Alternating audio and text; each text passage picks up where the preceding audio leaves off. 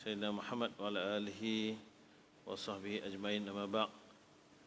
Fa ibadallah, usikum wa iyya bittaqallah faqad fazal muttaqun.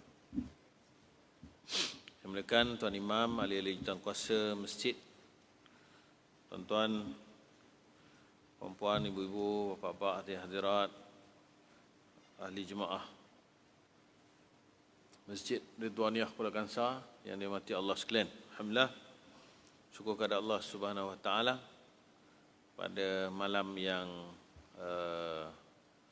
berbahagia ini kita dapat sekali lagi bersamalah dalam majlis ilmu kuliah Maghrib dalam bab fiqh muamalat ni. Baik. Kita sambung pada muka surat berapa? 34 Betul? Betul 34 dalam bab wakalah Ya. Ya. Terima kasih.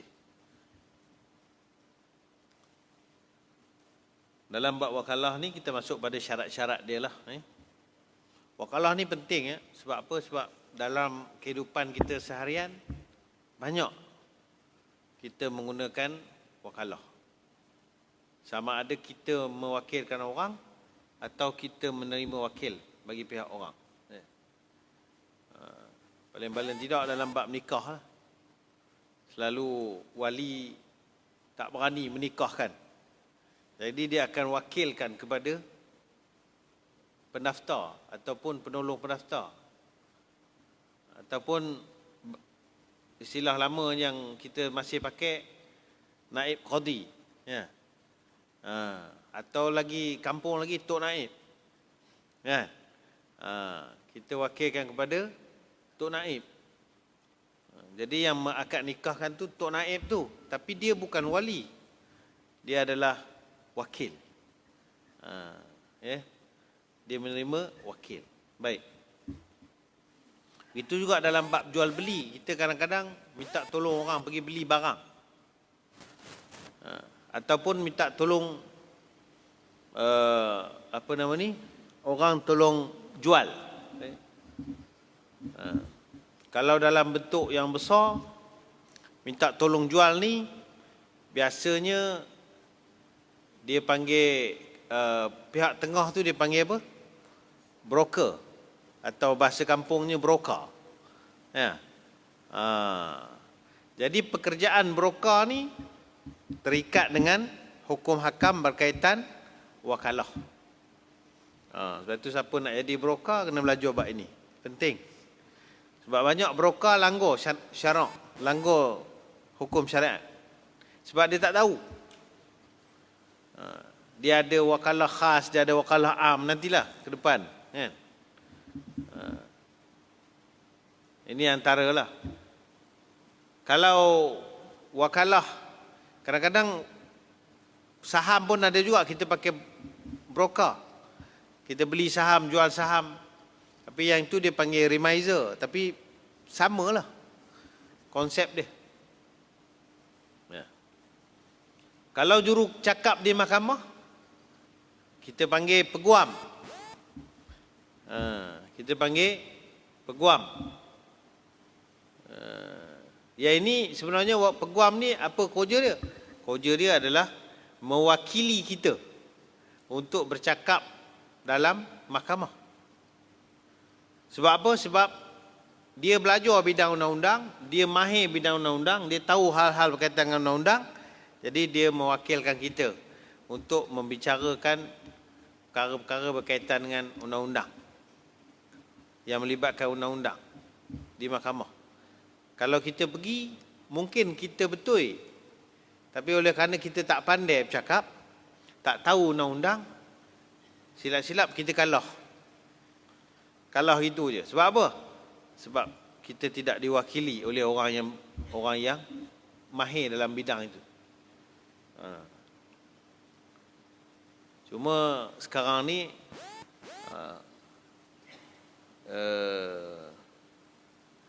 peguam ni dia punya cas tu boleh tahan ke lah. Ya. Kalau kes jenayah, macam contohnya, ada sahabat saya kena tuduhan rasuah. Dia yakin dia tak bersalah. Dia ambil lawyer. Tapi nak kena bayarnya 450 ribu lah. Dia punya ni. Dia punya charge dia.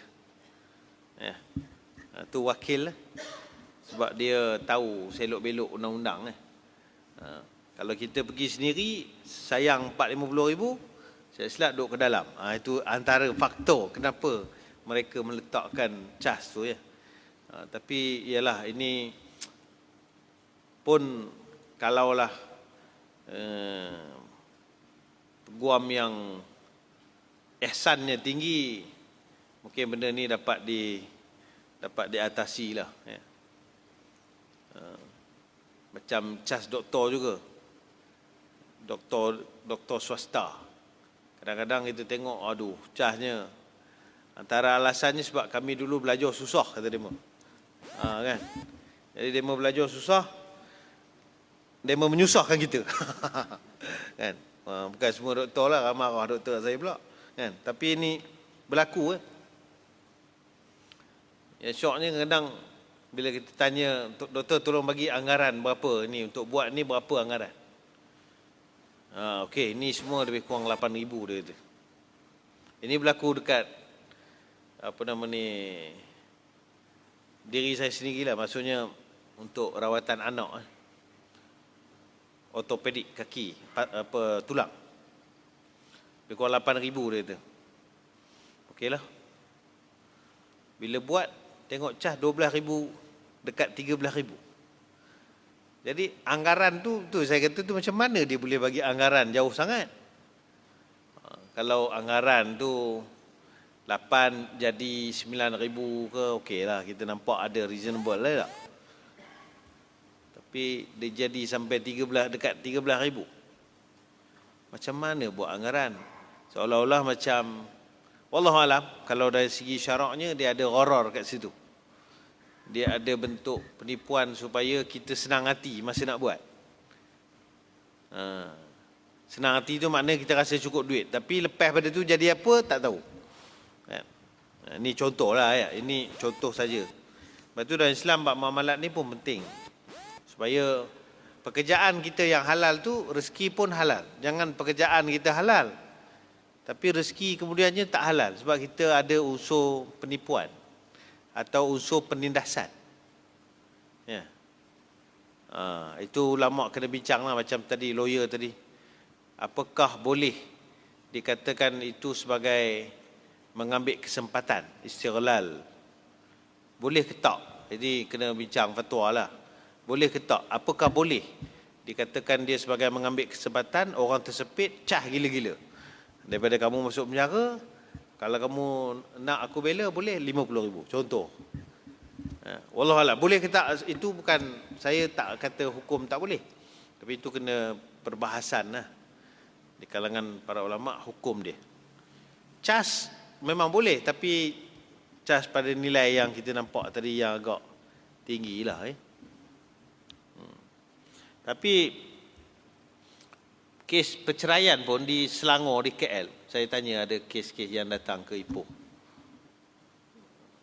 Dia buat kes perceraian di Kuala Lumpur, ambil lawyer. Ada satu kes tu saya tanya berapa dia bayar lawyer. Dia cakap 20,000. Untuk kes perceraian. Makna peguam-peguam mahkamah syariah pun ada juga kot yang charge-nya boleh tahan. Saya lebih suka sebut peguam mahkamah syariah berbanding dengan sebutan yang diguna sekarang ni, urufnya peguam syar'i. Dia ada susah, confuse perkataan ni susah.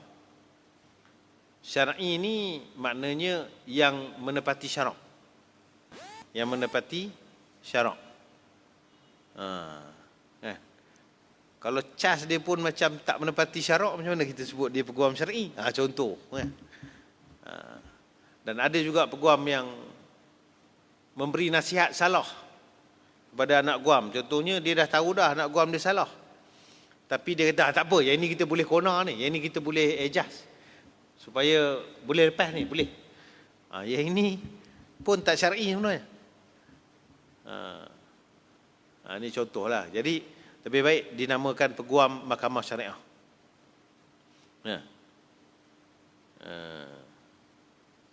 Begitu juga sebut hakim mahkamah syariah.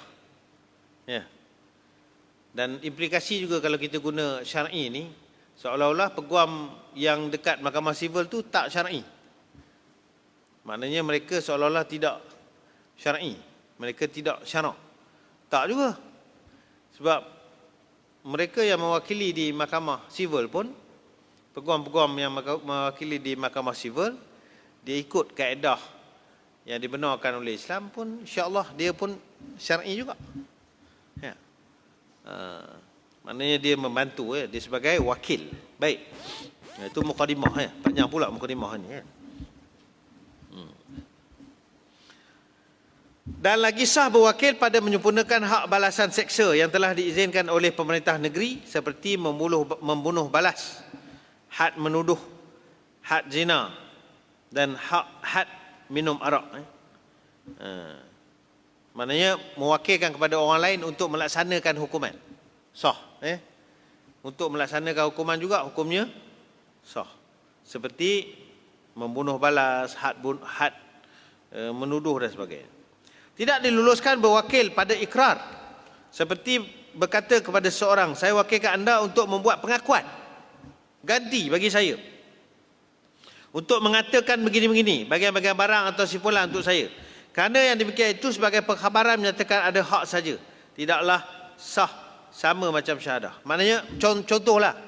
Contoh, kita ada kes mahkamah, kita kena pergi mahkamah untuk menjadi saksi. Lepas tu kita wakilkan kepada orang lain untuk jadi saksi bagi pihak kita. Nanti kamu esok pergi mahkamah, kamu tolong cakap macam ni. Kalau dia tanya ini, kamu cakap ini. Yang saksinya dia, tapi dia wakilkan orang untuk jadi saksi. Hukumnya tidak sah. Yang ini tak boleh. Ataupun dia menyuruh orang untuk berikrar. Okey, kamu pergi ke mahkamah, tolong jadi ini, kan? Ikrarkan untuk aku, mengatakan aku salah, atau aku mengaku salah, atau begini. Ikrar tak dibenarkan. Maksudnya untuk menjadi saksi, untuk ikrar bagi pihak diri kita, tidak boleh diwakilkan kepada orang lain.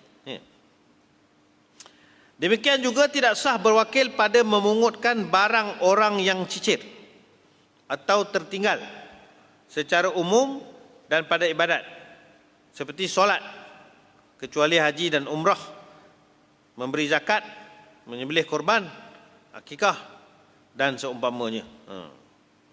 Jadi yang pertama dia kata sini, tidak sah berwakil pada memungutkan barang orang yang cicir atau tertinggal.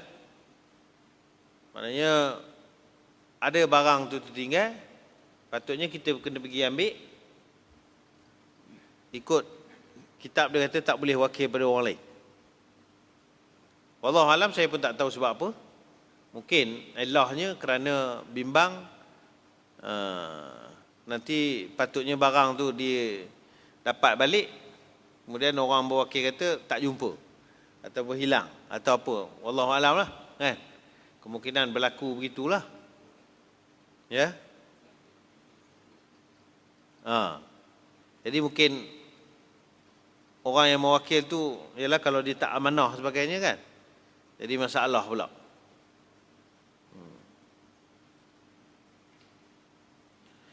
Dan pada ibadat juga asalnya tidak sah berwakil. Disebut sinilah. Tapi saya lebih suka terbalikkan perkataan sah berwakil pada ibadat melainkan yang dilarang.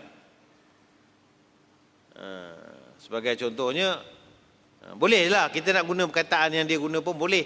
Tidak sah berwakil pada ibadat melainkan yang dibenarkan. Kan? Boleh belaka dua-dua, kan?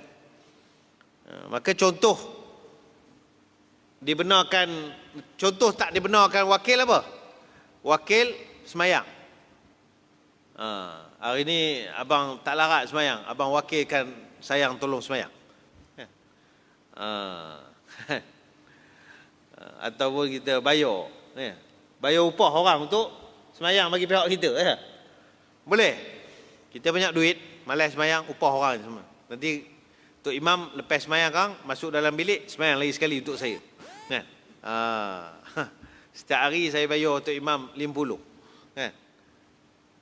Kalau ada boleh kau itu, kaya Pak Imam ni. Mau sehari satu waktu dia semayang 5 waktu.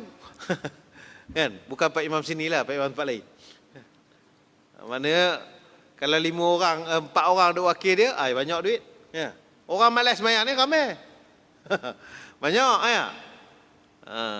Tu yang kita bimbang juga, kita bimbang bila berlaku Covid ni, SOP banyak-banyak ni. Ini peluang orang tak nak semayang ni, atau peluang orang yang malas ke masjid tak payah datang masjid.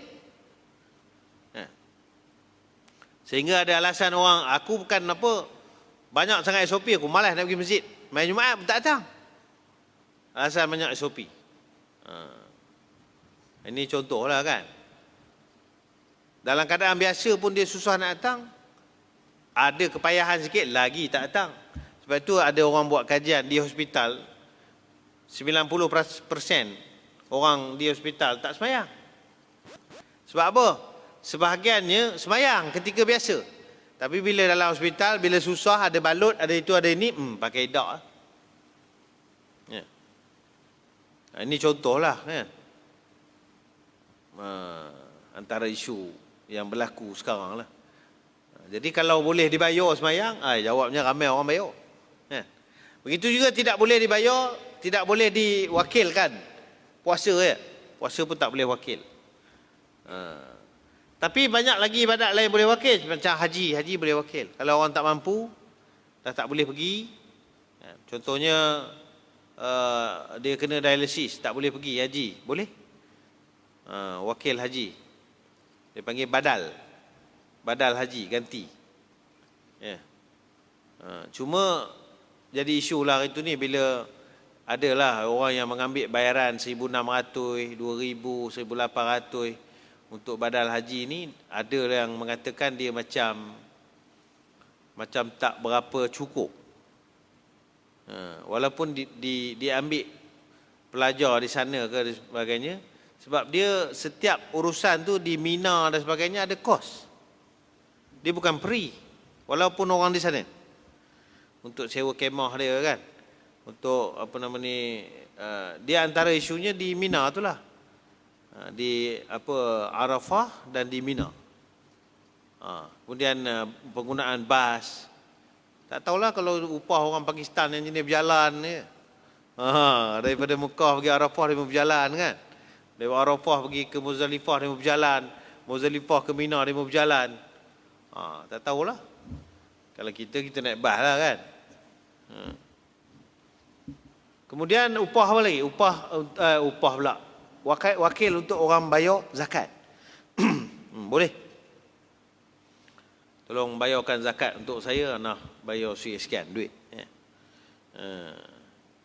Begitu juga wakil untuk apa? Sembelih korban. Selalu kan kita wakil kat orang kan untuk sembelih kan. Hukum asalnya kita yang masuk korban, kita yang sembelih. Tapi oleh kerana kita, yalah, ramai yang bukan ada kemampuan pandai nak sembelih, jadi kita wakil kat orang. Wakil kat penyembelih untuk menyembelih. Begitu juga akikah dan seumpamanya. Jadi bukan semua ibadat tidak boleh wakil. Ada ibadat yang boleh diwakilkan. Baik. Tidak juga sah berwakil pada syahadah, persaksian. Ini saya sebut dah tadi. Pada ilak. Ilak ni sumpah tidak bersama dengan isteri selama 4 bulan.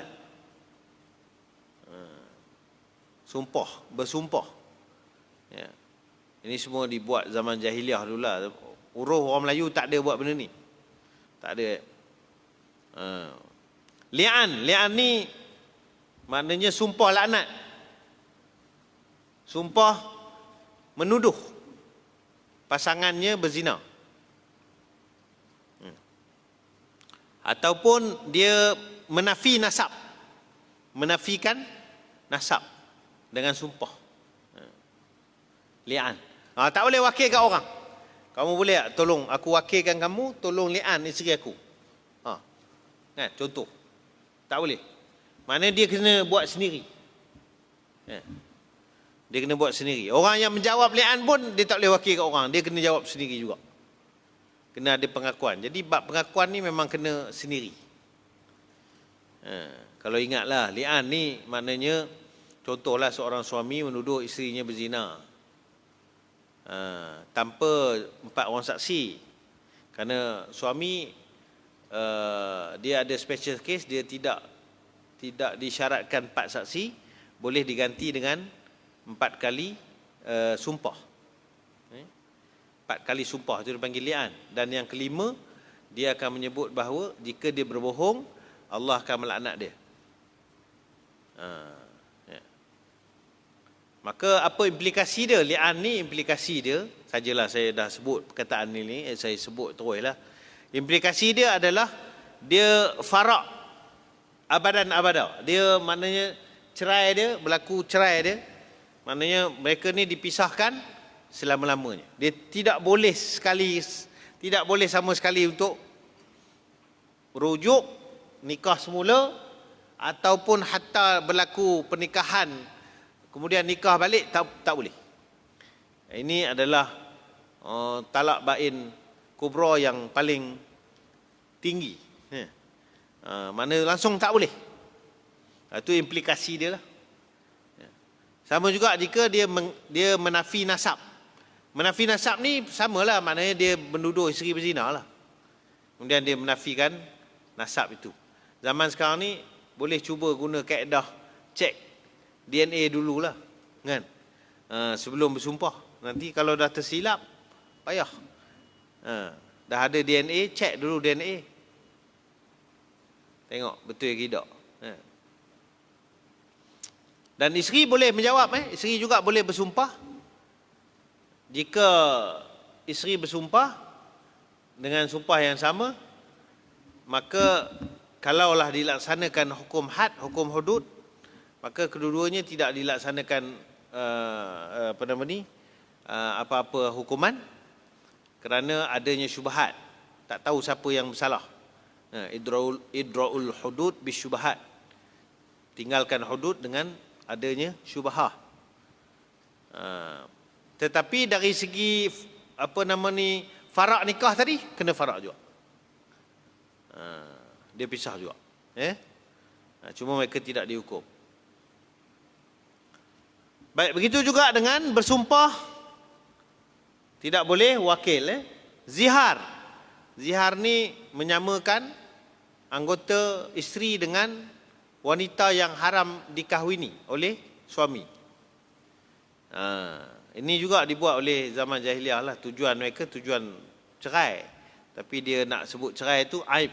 Jadi dia gunakan kaedah zihar ni supaya jadi cerai. Sebab dia akan menjadi haram kepada lelaki itu. Bila dia zihar je seorang perempuan, dia jadi haram. Dia jadi haram. Dia kena bayar kafarah. Kafarahnya mereka hamba puasa 2 bulan berturut-turut ataupun beri makan 60 orang miskin. Dia tak sama macam kafarah sumpah. Sumpah dia kena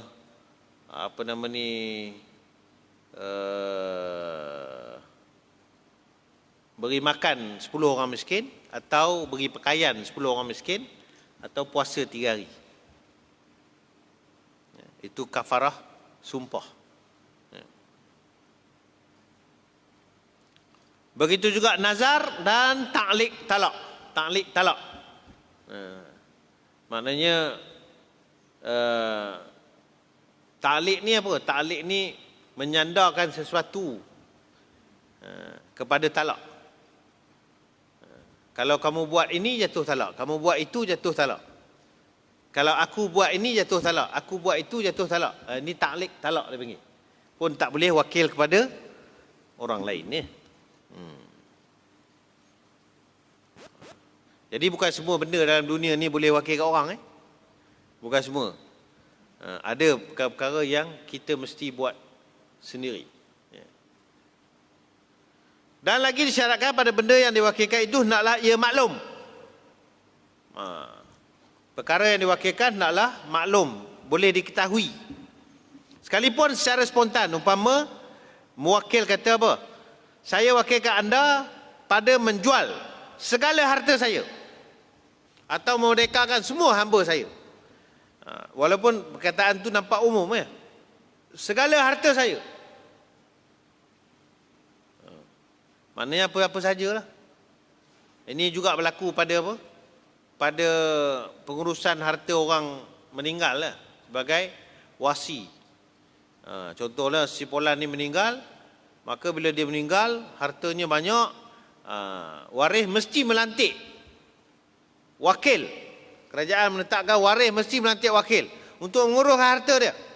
Maka dalam perbincangan tu, maka dilantiklah seorang ni menguruskan semua harta si Polan. Semua ni maknanya dia carilah apa saja harta dia, apa saja hutang, pihak yang diwakilkan tu dia kena buatlah. Tapi baru ni ada komplain lah. Saya dapat maklumat pihak yang mengurus ni sengaja melewat-lewatkan pengurusan. Sebab apa? Sebab setiap bulan urusan yang dia buat tu dia akan cas. Jadi selagi tak selesai, selagi itulah urusan dia berjalan bulanan. Mana untuk bayarkan hutang, untuk buatkan ini dalam bentuk bulanan.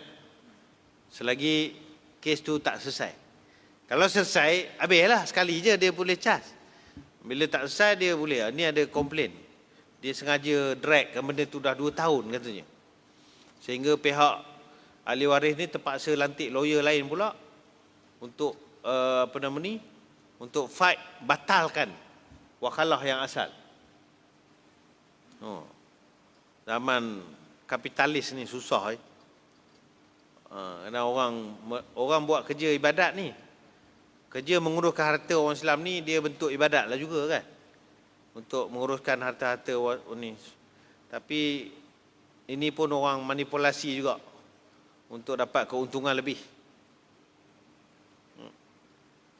Saya tak sebutlah apa ni, cuma berhati-hatilah kalau siapa yang meninggal duit banyak, dia boleh awal-awal dia boleh wakilkan kepada orang yang dia percaya daripada awal pun boleh juga. Maknanya dia wasiat siap-siap. Harta dia ni bila kalau dia meninggal, okey, sepolan-sepolan ni ataupun peguam ni ke yang mana yang dia percaya, yang ni wakilkan untuk dia menguruskan. Tapi kalau harta lebih 2 juta mahkamah tinggi ni, dia susah sikit. Dia kena orang yang mengurus pun dia kena ada jaminan dia punya aset dia ada berapa, entah saya pun lupa dah. Banyak. Maknanya dia bukan, tak boleh lantik sembarang orang. Itu syarat dia.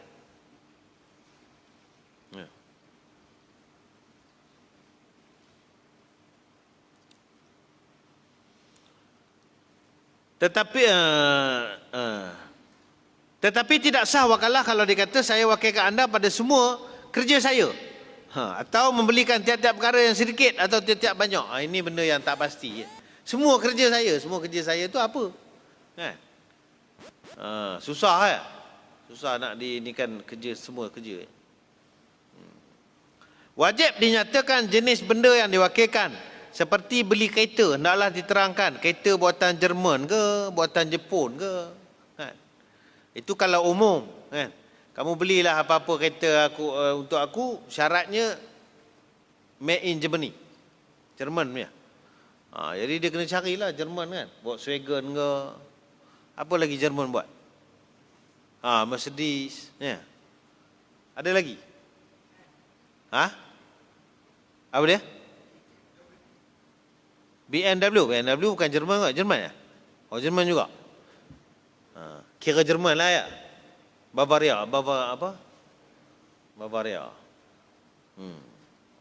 Jadi boleh juga.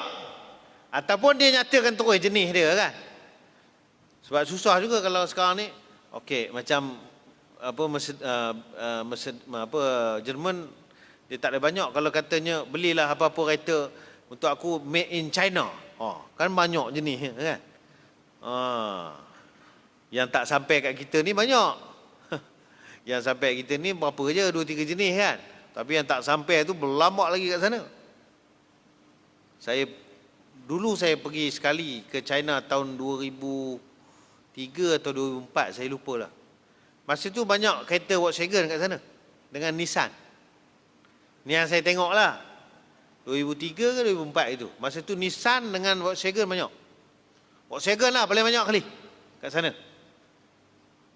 Sebab dia kata bila China buka je pintu ni, syarikat kereta paling awal kali masuk buat JV dengan syarikat China, Volkswagen. Berlama Volkswagen. Kalau dekat Mesir pun banyak juga Volkswagen. Volkswagen lama. Volkswagen lama. Kombi itu pun berlambak kat sana. Sebab tu zaman kegemilangan Mesir tahun 70-an. Volkswagen. Tapi 2018 kot saya pergi. Yang last lah. Saya tengok penuh kereta made in China dah. Kurang dah, mana tak apa ada dah. Kereta-kereta apa ni luar negara ni. Melainkan kereta-kereta mewah ada lah sikit-sikit. Mercedes, BMW, Porsche, sikit-sikit lah. Lain-lain semua kereta made in China. Baik. Nama jenisnya dan lain-lain bersangkut paut dengannya. Atau seperti beli rumah, naklah dinyatakan tempatnya, jalannya, harganya. Tidak wajibkan sebut harga, tapi spesifikasinya kena sebut lah. Aku nak yang 4 bilik contohnya. Beli rumah kat mana? Kat area Kuala. Ni yang kata broker ni. Jadi dia kena beli area Kuala lah. Harga sekian-sekian. Tapi tu yang kata tadi, yang saya kata broker yang tidak syar'i itu, contohlah, okey, kawan ni oleh kerana dia tak apa tahu, dia orang Kuala Lumpur. Dia kata tolong cari rumah banglo 4 bilik di Kuala. Harga dalam 500,000. Sebab dia duk bayang Kuala ni macam Kuala Lumpur. Kan? Tapi dia tengok tu macam 500,000. Tapi kawan dia tak, 500,000 kalau di Kuala bukan 4 bilik, boleh dapat yang 5 bilik. So 4 bilik berapa? 4 bilik dalam 450, 440. Contohlah. Tapi dia jual dia kabur dia beli 500. Dia kabur dia beli 500. Jadi sign agreement dengan dia 500. Sedangkan dia beli sebenarnya 450. Ini hukumnya haram. Kerana dia telah ditetapkan nilai. Ini dipanggil wakalah khas. Nanti kita bincang ke depan lah. Dia tak boleh jual. Dia tak boleh beli. Mewakilkan beli pada harga yang lain daripada yang telah dipersetujui. Sama juga kalau konsep nak tolong jual. Broker. Kamu jual rumah ni harga 100,000 atau 400,000 lah. Kamu jual 400,000, aku bagi komisen 2%. Ya. Maknanya dia dapat komisen 8,000 lah kalau dia jual. Tapi macam mana dia buat? Dia cari buyer, dia jual 420,000. Diam-diam. Tanpa memberitahu kepada penjual atau pemilik. Maka dia jual 420,000. Dia ambil 20,000 tu plus 8,000 komisen. Dia kata, yalah tuan rumah cakap dia suruh jual 400, aku dapat jual 420, aku punya lah. Sebenarnya 20,000 tu bukan aku punya. Hukumnya haram kalau dia ambil, melainkan dengan dia memberitahu kepada pemilik dan pemilik izinkan. Lain kalau pemilik tu dia wakilkan secara am, secara umum. Kamu jual je 400, kamu jual je berapa kamu nak jual, aku nak 400,000. Itu pandai-pandai lah. Bila tiba-tiba dia lawarkan rumah tu, dia catkan rumah tu, dia pandai iklan, dia dapat jual 470,000. Kalau macam itu punya wakalah, harus. Kamu jual berapa kamu nak jual, aku nak 400,000. Ini contoh lah. Beza wakil khas dengan wakil am. Baik. Disyaratkan ada lafaz yang menunjuk kepada keredaan mewakil. Orang mewakil itu redha. Atau gantinya seperti katanya, saya wakilkan anda pada bahagian-bahagian. Atau saya serahkan perkara ini kepada anda, atau saya jadikan anda ganti daripada saya pada benda itu. Atau anda lah wakil saya dalam perkara itu dan anda juallah barang itu. Semua ini menunjukkan kepada izin. Ini pentinglah. Maknanya lafaz tu mestilah lafaz mengizinkan. Adapun wakil tidak disyaratkan menerima.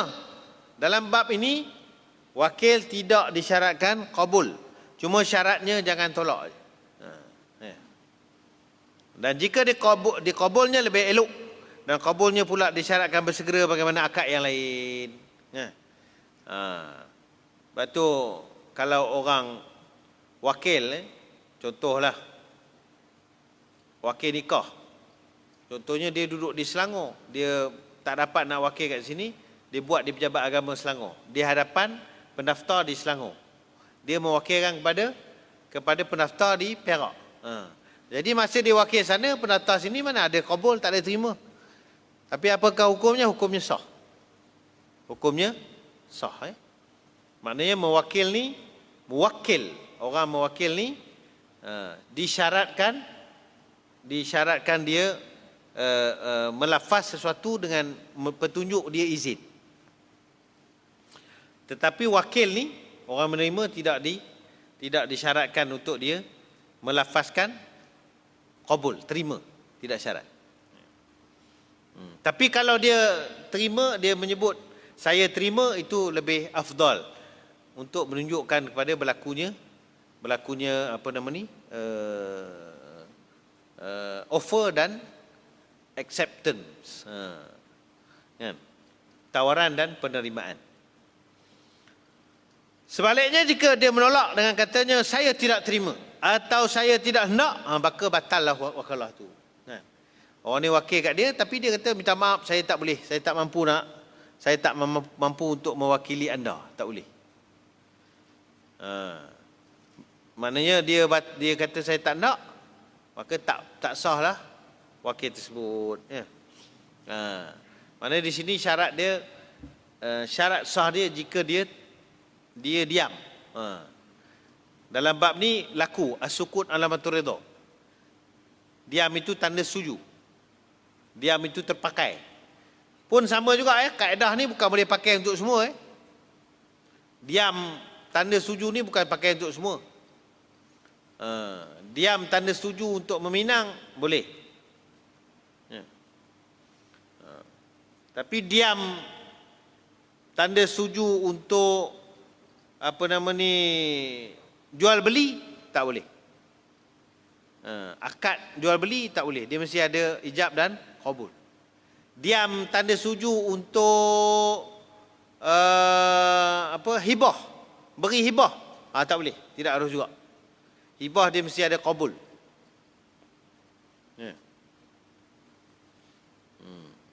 Ini contohlah, maknanya bukan semua satu kaedah tu boleh pakai untuk semua. Diam tanda setuju ni boleh pakai untuk sebahagian tempat.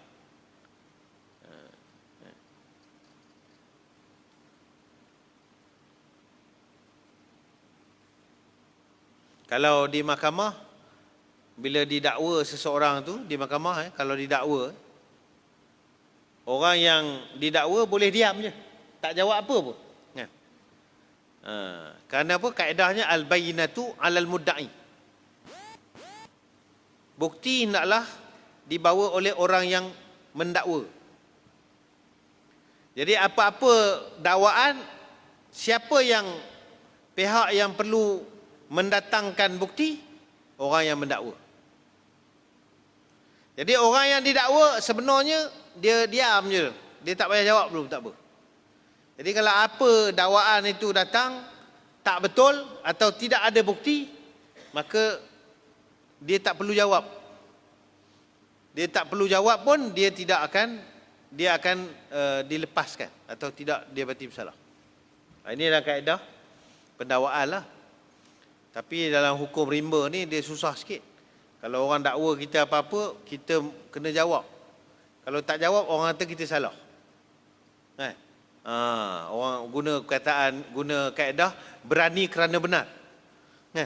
Perkataan tu betul tapi tempatnya tak kena. Sepatutnya orang kena dakwa ni, selagi kamu tak buktikan, selagi tu dia tak perlu jawab apa-apa. Al-bayyinatu 'alal mudda'i. Itu kaedah dia. Bila hakim mendapati ada keterangan tapi tak cukup bukti, maka hakim akan minta sumpah kepada orang yang didakwa. Wal yaminu 'ala man ankara. Datangkan sumpah. Benda tu bila ada keraguan, bila orang yang membuktikan tu, orang yang mendakwa tu ada keraguan di situ, ini bagi kes-kes bukan had lah, bukan hudud. Kalau hudud keraguan je tolak terus. Ni kes-kes tuntutan dan sebagainya, ada keraguan, wal yaminu 'ala man ankara. Sumpah. Sumpah menafikan, maka bila dia sumpah dia terlepas. Tapi hakim tak boleh terus suruh sumpah. Dia kena dengar keterangan dulu. Kena datangkan bukti-bukti dia kena dengar dulu. Kalau keterangan itu sudah cukup, ya, sudah kuat, diminta kepada pihak pihak yang tertuduh tadi, dia panggil, jika ada prima facie, itu dari segi undang-undang, ada prima facie, maka dia dikehendaki untuk membela diri.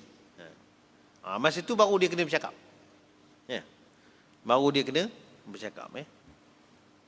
Baik. Sah diwaktukan wakalah itu. Seperti katanya, saya wakilkan anda pada membuatkan kerja ni sampai bulan Rejab. Saya wakilkan anda sampai bulan, sekarang kita jarang guna bulan Islam ni sebagai kalender kita, melainkan untuk ibadat. So bulan Januari sampai bulan Februari kita. Contoh. Dan sah ditaklikkan kuasanya dengan masa. Seperti katanya, saya wakilkan anda sekarang pada menjualkan barang bagian-bagian dalam bulan Rejab. Maknanya bulan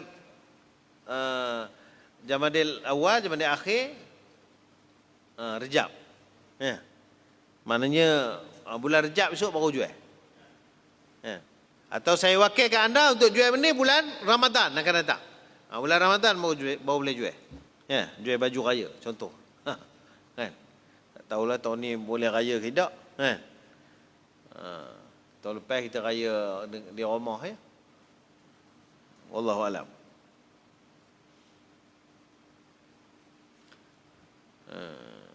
Tetapi tidak sah ditaklikkan wakalah itu sendiri. Seperti katanya, saya wakilkan anda nanti bila sampai bulan Rejab. Ya.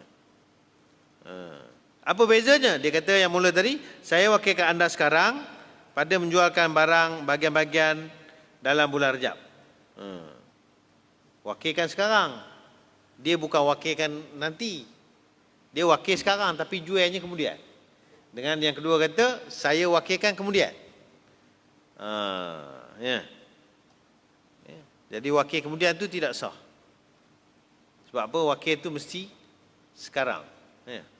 Buat kerja kemudian boleh. Ya. Maksudnya kemudian wakil tu nanti bila datang masa tu baru wakil. Ya. Kalau nak wakilkan kemudian, tapi lebih baik wakil sekarang tapi untuk buat kerja kemudian. Macam wakil nikah pun, wakil sekarang bukan nikah terus kadang-kadang. Minggu depan mau nikah, kan. Tapi syarat nanti kita bincang juga, orang yang mewakil tadi mestilah orang mewakil dan orang menerima wakil sampai kepada tempoh itu dia mesti masih dalam kelayakan. Dia masih dalam kelayakan. Maknanya kalau contohlah orang yang mewakil tu tiba-tiba sebelum kerja tu dibuat, orang mewakil tu meninggal, terbatal wakil tersebut. Habis, tamat. Ya. Wali contohnya, dia wakilkan untuk nikahkan anak dia. Tiba-tiba wali tu meninggal. Sebelum nikah tu berjalan, maka perwakilan tu terbatal. Sebab wali sudah berpindah kepada orang lain. Jadi selagi kuasa tu ada, selagi tu dia boleh wakilkan.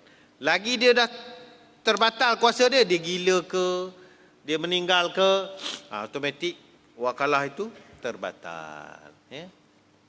Tak kiralah sama ada mewakil ataupun wakil itu hilang kuasa atau hilang hak untuk melaksanakan. Wallahu alam. Nanti insya-Allah kita masuk pada tajuk seterusnya, iaitu wakalah mutlaqah dan wakalah muqayyad. Apa yang dikatakan mutlak ni, apa yang dikatakan muqayyad ni, insya-Allah. Ini yang saya sebut sebelum ni, yang berkait dengan khas dengan am ni lah. Wallahu alam. Ada apa-apa soalan tuan-tuan sebelum kita solat Isyak?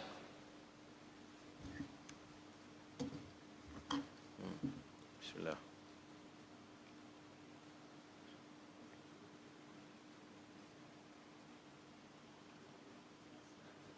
Tak ada. Tak ada soalan, alhamdulillah. Tak ada susah, kalau ada susah menjawabnya. Jadi insya-Allah kita bertemu lagi pada bulan hadapan, ya. Insya-Allah. Bismillahirrahmanirrahim. Alhamdulillahirabbil alamin wassalatu wassalamu ala asyrafil anbiya'i wal mursalin wa ala alihi washabihi ajmain. Allahumma zidna ilman fa'na bima 'allamtana ma yanfa'una. Alhamdulillah ala kulli hal wa na'udzu billahi min hali ahna rabbana atina fid dunya hasanah wa fil akhirati hasanah wa qina azabannar. Walhamdulillahirabbil alamin. Assalamualaikum warahmatullahi wabarakatuh.